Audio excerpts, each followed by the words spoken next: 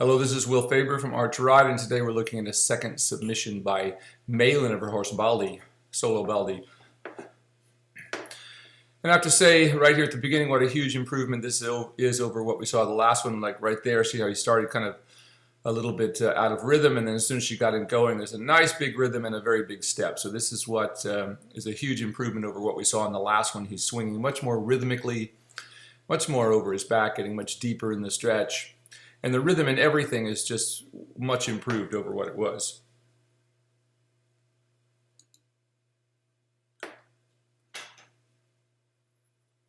So very good work here so far.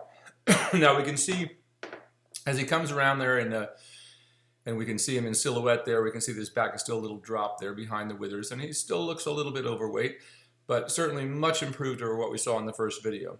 Now here we want to just try to get that neck a little bit straighter. See how his neck is kind of cranking a little bit to the left, so keep trying to straighten it as you do when you get there. That's really what we're looking for all the time. But this is such good work and so much hugely improved over what we saw in the first video. The rhythm is much more active. Even when his head is up in the air a little bit there, his rhythm is much, much better. See how he kind of short steps as the head come up. Watch this as his head goes back down. We see how much more the hock will actually begin to flex. And we can see they actually begin to bend a little bit.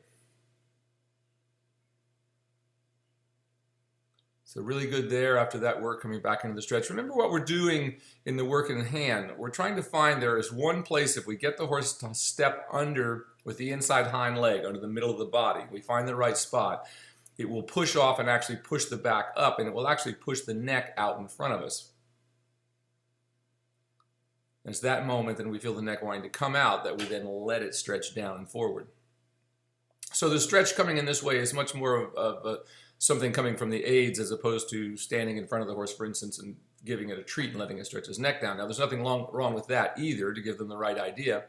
Some of the ones that are very difficult, we will often do that with just to get the idea to stretch down, horses that have been upside down for years. But this one is stretching really nicely into the contact now. As I said, once again, a huge improvement over what we saw in the last video. I'm looking forward now. In this video, it's all work in hand and groundwork. So I think you're certainly ready to go back to trying a little more riding work with this horse. I look forward to seeing that. We should see a big improvement there over since the work that you've done here.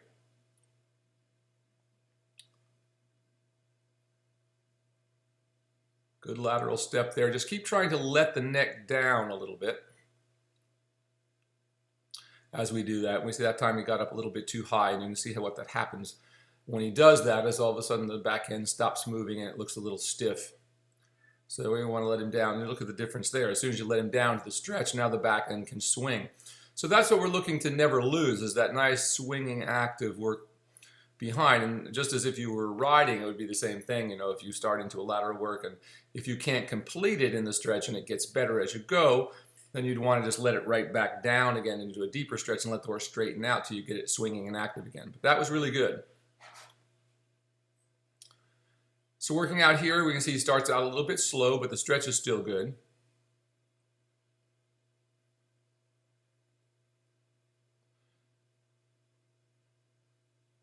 There, now it's starting to swing quite nicely here. Can still be a little more active, but it's really getting there.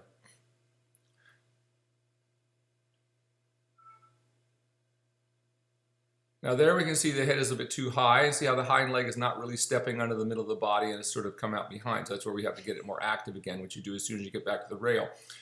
But our goal, of course, is to try to keep that same activity when you do the lateral movement as well.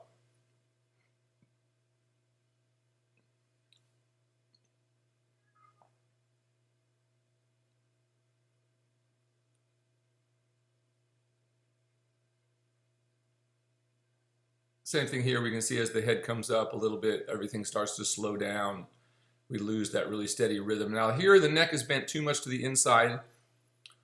Remembering always that the outside rein is what keeps the neck from overbending to the inside. But it gets back onto a stretch and that looks much better. But still here the neck is much too bent into the inside. So always remembering that we want to keep the neck in line with the rest of the spine. So we never want more bend at the shoulders than we have in the middle of the back, which when we talk about bend, real bend, that's what we're talking about. Not just the horse bending its neck from one side to the other. A lot of people you will see these days taking the necks of the horses and twisting them from side to side as they ride, supposedly suppling them, but what you'll notice is that usually doesn't do anything else except slow the horse down and slow down the rhythm of the back legs. Now we have a really good step here in this. Now look how nice and rhythmic that is and how deep. See, the horse was almost tracking up into the track of the front feet, but as soon as that head came up, that back end shortened. And there we go as he gets back down into the stretch again. Look how much bigger step. He's actually picking up his hind legs and putting them down instead of just kind of this feeling. When we have this look that they're stuck like there, like they start to look like they're stuck on flypaper, so to speak, where the horse has to kind of pull the leg up out of the ground. We know that we've lost a little bit of that connection over the back, but you're doing just the right thing to come right back to what you're doing here and getting to stretch all the way down again. And that's exactly what we would want to do if we were riding. So if you lose something, you just go back to the stretch and get the horse swinging and active and try again.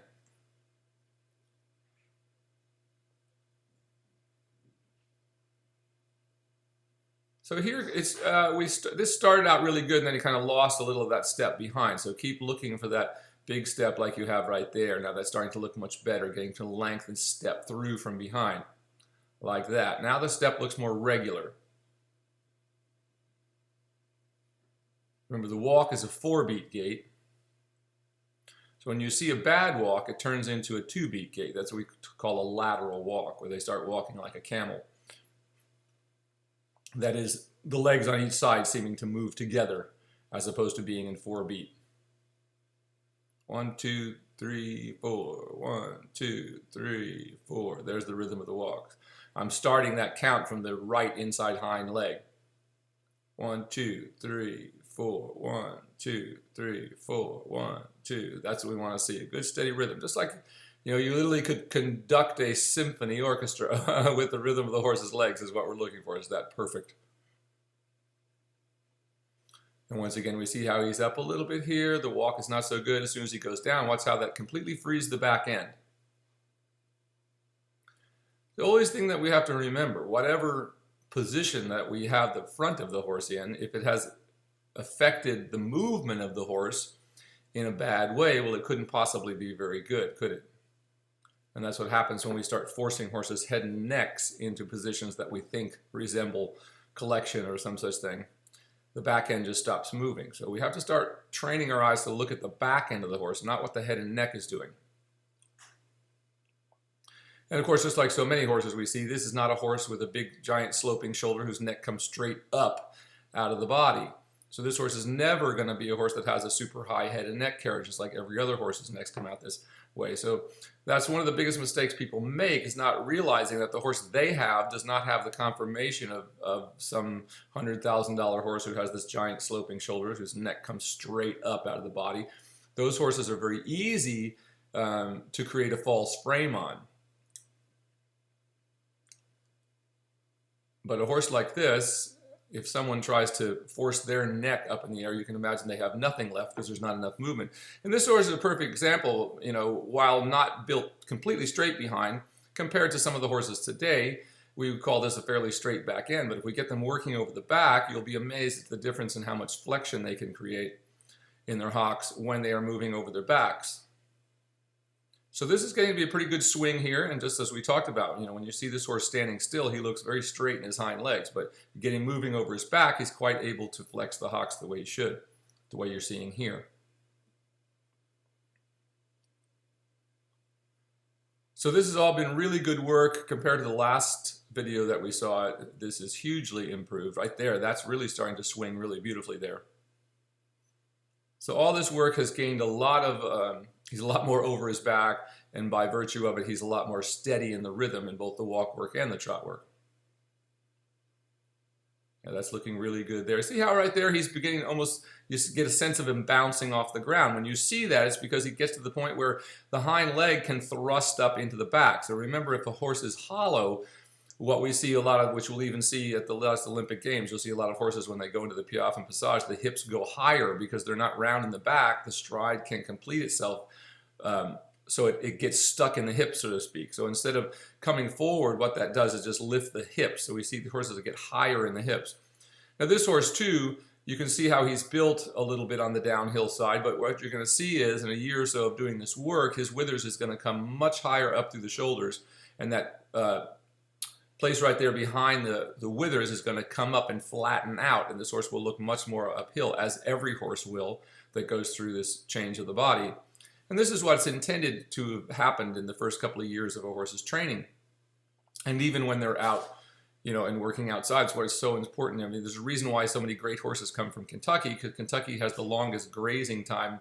Most years you can graze outside year-round in Kentucky, so there aren't many places like that. So horses get to develop with their heads down and eating and moving constantly, which is what develops a baby, and so that we're not starting at a deficit when we start training them, which unfortunately happens to so many people. Horses today are very often raised in small pens, especially in areas that aren't real green areas, like in California. So people try to raise horses in the size of a 50-foot pen or even smaller. So they're kind of like couch potato children. So they have to really go through some period because they have not been eating off the ground and grazing and moving their whole lives.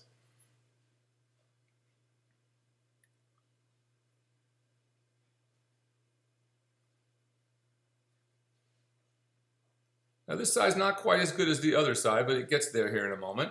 Once he settles into it like that, he starts to settle, and once again, watch the back end, watch the difference of the hocks. As the head goes down, we see a more round and swinging stride coming through the hock. And we get him to the right place, you start to see a little bit of bounce off the ground. And once again, that's the thrust of the hind leg completing itself through the back, which begins to lift the horse off the ground a little bit. And remember, that's the only way a horse can ever really be light. If it comes through and the stride can complete itself through the back, and that lifts the whole front end. Remember, that's what real collection is. It's not this phony leg thing where the knees come up in the air, but nothing else. So really good work here. We've got a little ways to go here, just getting a little bit more of the belly off this horse as we go on here. But you've done a really good job thus far. Hugely improved over the last video. And you can see as he starts out, this is a good place to study this. Now, if you watch him there, how far the hind leg was going out behind the body when his head was up so far. And look, as soon as he drops down, the leg starts swinging under the body again.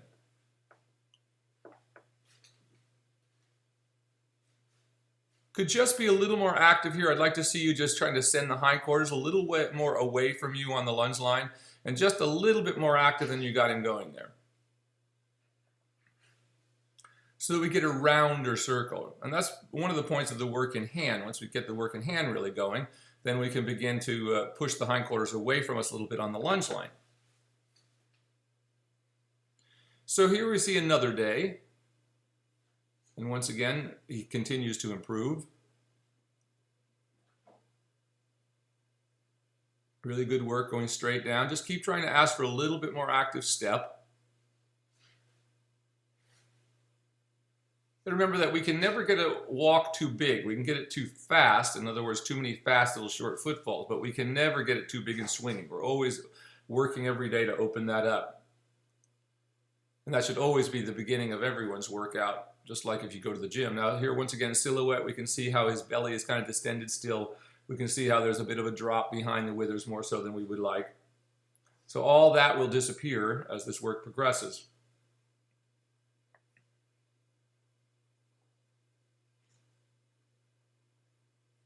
A good shoulder in here, and I really like this compared to some of the ones we saw earlier in the tape where his neck was too far bent in. So that's a good improvement there.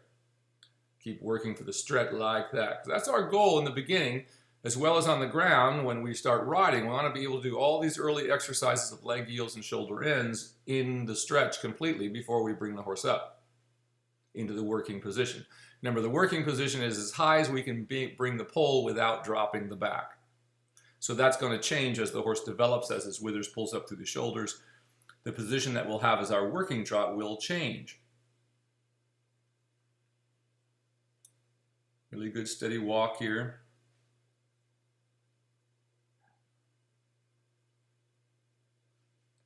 We have a horse that looks almost identical to this horse, and that's our horse Zoolander.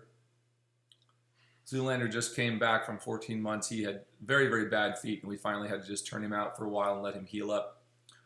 when he came to us, and now he's completely sound. So once again, before spending a fortune on vets on him, we just turned him out, let him have a little time off, and what do you know? It comes back perfectly sound. And that's what people used to do before veterinarians had so many quick fixes for things. The answer was usually, at the first sign of a leg, as they used to say in England, we lay the horse off and let it have some rest time.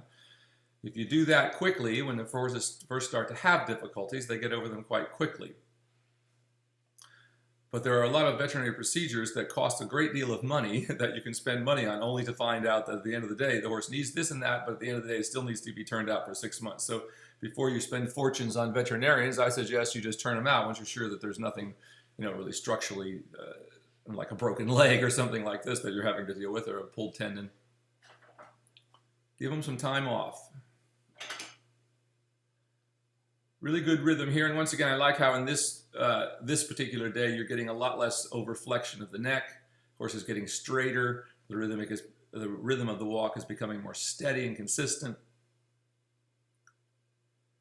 Yeah, like that. Notice as soon as he goes down, you see how much deeper the step is, and it's okay for the step to slow down when it becomes deeper. That's ultimately what we want. We're always looking for the deepest step in the slowest rhythm. That would be the most efficient step that we can take, right? Because we cover the most ground with the least effort, and that's what this is all about. You've got to remember that this type of dressage developed at a time when it was very important whether horses be correctly over their backs or not, because they were used for all kinds of things. I mean, for the military, the whole world moved on horseback. So knowing how to do this with as little downtime, just like knowing, hey, your car needs to have the oil changed every 3 months. If you don't, it's going to burn up. Well, the same thing is true of horses.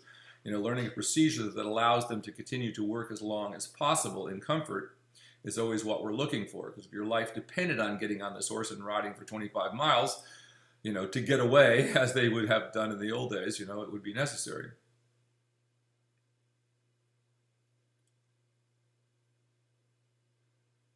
So in a lot of ways, that's what led to a lot of the downfall of dressage, is that, all of a sudden people weren't doing anything with horses, that, their lives weren't dependent on it. Their food getting to the next town wasn't dependent on it. It was just a matter of going around a ring. So when we lost that, we kind of lost the whole idea of efficiency in movement, so to speak, and how horses could be trained to last for a long time rather than just to do something in a show ring, to go around a circle and pick up ribbons. So if you're only working for a total of a couple of minutes, you can get by with doing a lot less to horses, which is what happened. People can kind of force them into phony frames and phony gaits and these kind of things, as we see with Tennessee walkers and saddlebreds, but none of them could possibly sustain those things for very long. In other words, if you had to ride to the next town.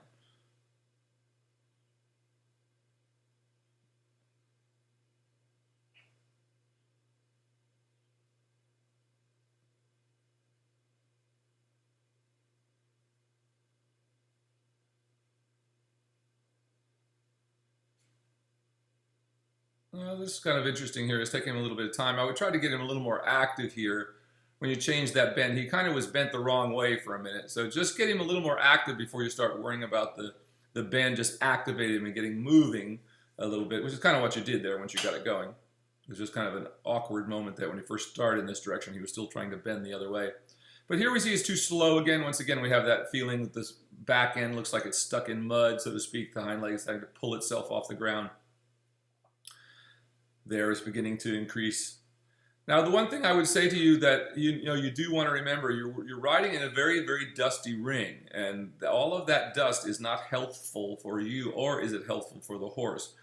So you really should try to find some way of watering this ring down before you work in it, because the dust is getting to the point where he's trying to stretch down, and and if he's just breathing in all that sand dust there, it's just really not very healthful, and it's certainly not healthful for you either. So try to keep the dust down in your arena. And remember, the horse has got to breathe, and they can only breathe so much rock dust before it becomes problematic in one way or another for you or him. But that got much better as we went along there once you got him to bend in the right direction. So that started out a little bent in the wrong way once you got him going. Now, once again, we can see here the head is up in the air and it's kind of slowed down. And let's look at that effect on the back end. So you immediately want to just give him a little tap and get him activated and coming forward from behind, which is exactly the same thing you want to do when you ride. So what you're doing here is just riding from the ground. Think about that. And when this goes well, you should be able to get on a horse and just ride away from the point that you get the horse doing everything that you have it doing here. You're going to see that your riding work is going to improve a great deal. Now, if it doesn't, if you get on the horse and you just can't get him to do this, it would mean that the horse is probably so weak in the back that once you get on, it can't lift the weight, and therefore it can't complete the stride the way it can here when the horse has not got the weight of a rider on it. Good as it goes back into the stretch. He's certainly good about all these motorcycles and bicycles going by. Now this is getting a lot better here, but could still be a little active. Right there, I'd like to see you get a little bigger swing in that. It's still just a little bit inactive.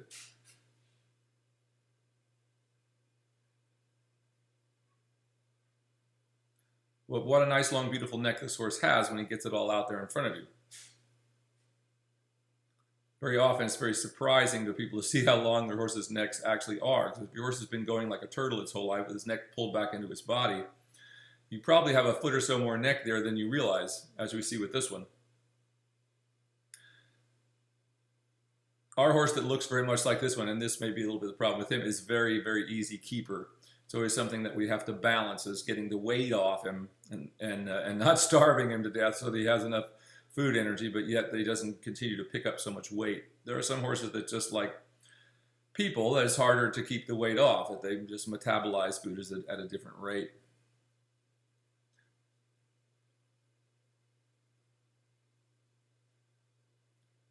So all that was pretty good work, and once again, it was better than the first time around there that we saw. We were getting a lot of bend in the neck, but that's coming much better. He's getting much straighter into the stretch, and you're getting much more activity all the time.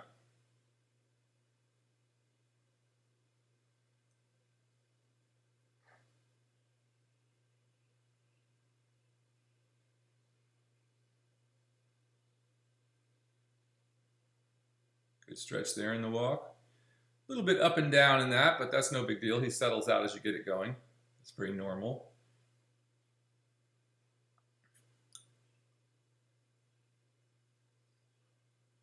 Now, I would just want to ask him a little more active right here. So that's where, right in the very beginning, just go ahead and give him a little tap with that whip and send him on forward a little bit so he gets out of that kind of pokey trot. Now, you see how his hindquarters are to the inside of the circle? That's what I'm always talking about. You want to push the hindquarters. You want the horse to be, both ends of the horse to be on the same circles. In other words, the front end is not making one circle and the back the other. So this is a little better here. We can still push the hindquarters out. And even if you want to get even a little deeper stretch sometimes, we can push the hindquarters out a little bit more into a shoulder in position a little on the circle, or shoulder 4, and that will help us to get him to engage. So just a little more activity here. This is just a little bit too slow. So it gets to a good place by the time you're going here, but I would have already asked him, give him a little tap and send him on a little more forward. And remember, when I use the word forward, I mean to engage forward into the body, which is what the old masters meant when they said forward. That didn't mean running around the arena as fast as you could go. We hear people using the term, oh, my horse is so forward, but it's completely upside down and running away. So that's not what forward means. In other words, they say, I can understand why my horse doesn't do this because he's forward. Well, that's not forward. Running is not forward. Engaging under the body is what forward means. Like this horse is doing right here pretty nicely.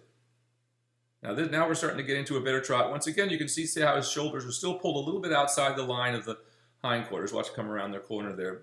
Better than it was before, but we still want to get them out just a little bit more. And when you do, you'll see that he'll get more evenly over his back and more consistent and a little deeper, and you'll be able to solve the problem. So just like when we ride, anytime the horse gets hollow, you want to just put him back in a little bit of a shoulder 4 position, but not by forcing the head and neck into any kind of, you must be very light in the reins in order to do that and keep the horse moving and active, as opposed to what we often see people trying to do that in dressage today, but they're holding up the front end so much that the back end literally can't get underneath, because they're more opposing the aids. Remember, we never want to oppose the aids. We never put on the brake and the gas at the same time. No matter what level you go to in dressage, you're always just opposing those things, but not directly against each other. So yes, we can send them forward and then we can slow them down a little bit, but never at the same time. You never want to hold against the reins and kick and try to make the horse come underneath itself, because it will not. All it will do is shorten. Now this is a much better swing here and probably the best that we've seen. Now this is looking really good here and pretty optimal. Like right there is really where we'd like to see this horse go. That's the optimal trot for this horse on this given day.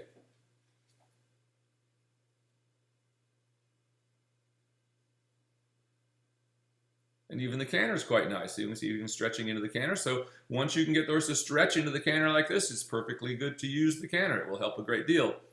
But if the horse is upside down in the canter, we don't want to do much of it. Remember, the faster we go, the more concussion is on the horse's hard tissue if the horse isn't over the back.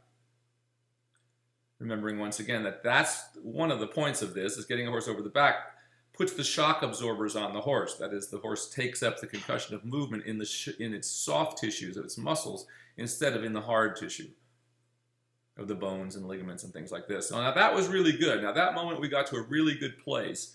And that's where I want to see your trot getting to and being a little more consistent and being able to stay there for a while. So when you can really stay at that optimal trot for 5 or 10 minutes on each side, then you'll really see some enormous muscle changes, as well as those physical changes of the withers coming up through the shoulders.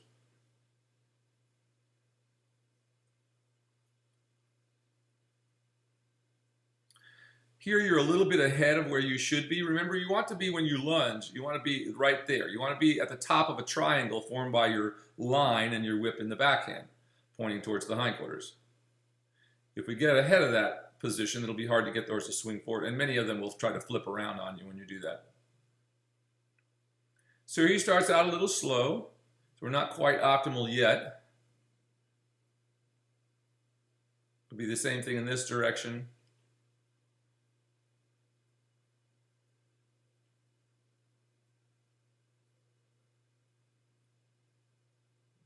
That's getting there now. We're even starting to see a little spring there. Could still be a little more forward. He isn't quite engaging enough yet as far as he could or as well as he was on the other side, but it's improving here as we're going. Now it's starting to have a better swing. There we go, like that. Now that's about optimal.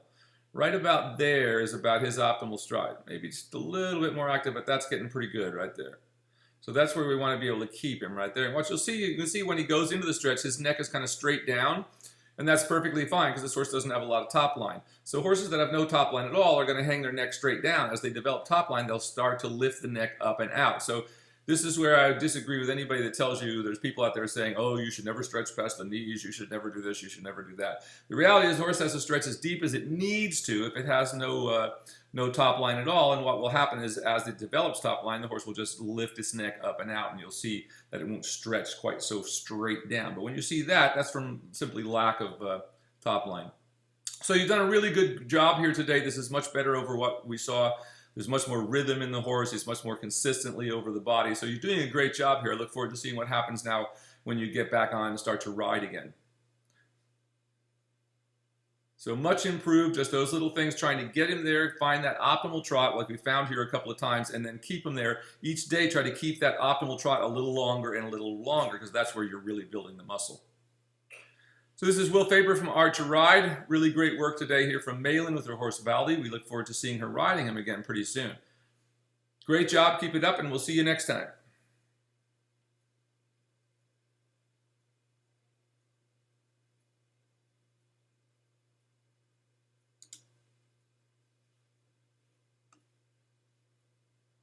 Okay, honey, I'm done. You want to show me what you do here to upload?